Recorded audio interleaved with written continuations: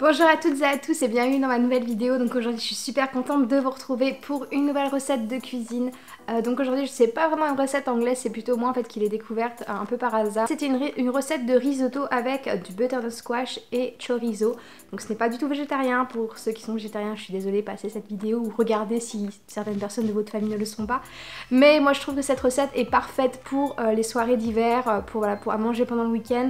C'est assez facile à faire, c'est assez rapide à faire aussi, je trouve pas que ce soit très long à faire. Je trouve que c'est une très bonne recette que j'aime beaucoup faire à la maison, que l'on mange très souvent. Parce que voilà, même Nolan a commencé à en manger un petit peu, même si bien sûr je limite un petit peu la quantité de chorizo dans son bol à lui. Mais voilà, en tout cas j'espère que cette recette vous plaira. N'oubliez pas de laisser un petit like si c'est le cas et de vous abonner à la chaîne. On commence tout de suite, c'est parti. Donc pour les ingrédients, vous aurez donc besoin d'une butternut squash coupée en morceaux, d'huile d'olive, de 350 g de risotto, de 100 g de chorizo, de 150 ml de vin blanc, ainsi que d'un peu de parmesan râpé. Ajoutez à cela 4 échalotes, 3 gousses d'ail, 1 cube de bouillon de légumes. Tout d'abord, préchauffez votre four à 200 degrés Celsius. Commencez par émincer votre ail très finement. Puis munissez-vous d'un plat qui peut aller au four et mettez à l'intérieur votre butternut ainsi que l'ail que vous venez d'émincer avec une bonne cuillère à soupe d'huile d'olive. Remuez un petit peu le tout et bien sûr salez et poivrez, assaisonnez à votre goût. Une fois cela fait, mettez votre butternut et le reste des ingrédients dans le four pour environ 25 minutes de cuisson. Passons maintenant aux échalotes, donc comme pour l'ail, essayez de les émincer vraiment très finement, le plus finement possible.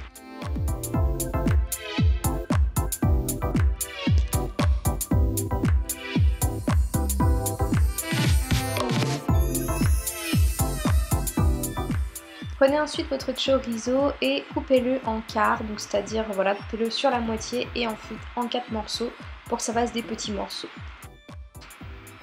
Munissez-vous enfin d'un broc assez grand pour mettre 800 ml d'eau bouillante dedans et incorporez votre cube de bouillon de légumes et mélangez bien.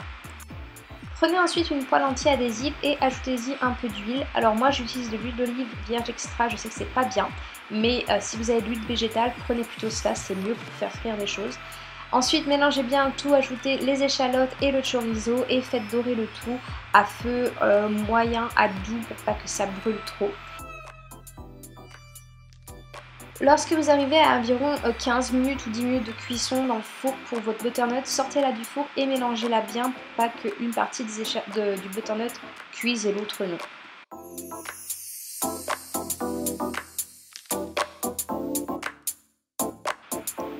Une fois que le chorizo a donné un petit couleur orangée à votre échalote, ajoutez à cela votre riz à risotto, donc de 350 g de risotto, et mélangez le tout. Faites en sorte que voilà, le riz commence à devenir un petit peu translucide. Mélangez bien tout le temps parce que ça risque d'attacher dans la poêle, surtout si vous mettez votre poêle à chaleur assez haute. Une fois que le riz a pris la couleur orangée du risotto, ajoutez le vin blanc et mélangez bien le tout jusqu'à complète absorption. Ajoutez ensuite votre bouillon de légumes, mais vraiment petit à petit, c'est-à-dire vraiment pas beaucoup de bouillon à chaque fois. Il faut bien que ce soit bien absorbé avant d'en rajouter, sinon votre risotto va ressembler plutôt à une bonne soupe avec du riz dedans plutôt qu'à un risotto.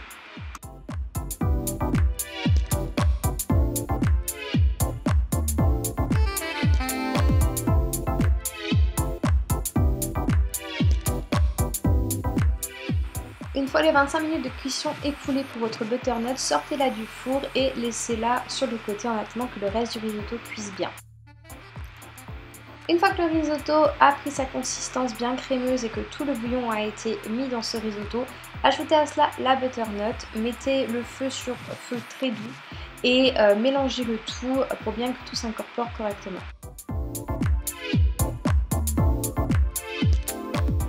Enfin, dernière étape de la préparation, passez au parmesan. Alors moi j'utilise environ, je crois, 100 g de parmesan pour 350 g de risotto non cuit.